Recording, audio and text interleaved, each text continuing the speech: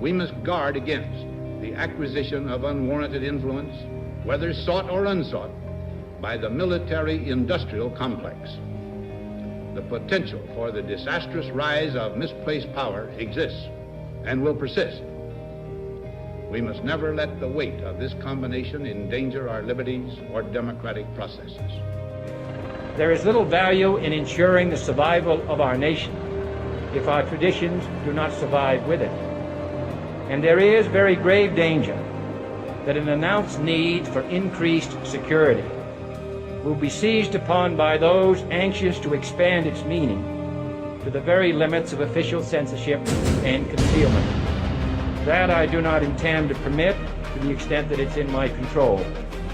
And no official of my administration, whether his rank is high or low, civilian or military, should interpret my words here tonight as an excuse to censor the news, to stifle dissent, to cover up our mistakes, or to withhold from the press and the public the facts they deserve to know.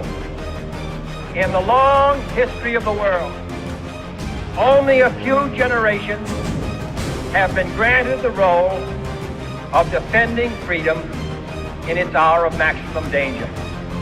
I do not shrink from this responsibility. I welcome it. We have developed speed, and we have shut ourselves in. Machinery that gives abundance has left us in want. Our knowledge has made us cynical, our cleverness hard and unkind. We think too much, feel too little. More than machinery, we need humanity. More than cleverness, we need kindness, gentleness. To those who can hear me, I say, do not despair. The misery that is now upon us is but the passing of greed, the bitterness of men who fear the way of human progress. Sight of Army helicopters and the sound of gunfire created a lot of concern this afternoon in one Houston neighborhood. There were armed men in fatigues, plenty of weapons. Unclear on exactly where all of this is going down. We know it's in the greater Miami area, also Miami-Dade County, but police being pretty vague about military maneuvers by Special Operation Forces in full swing over the skies of Los Angeles.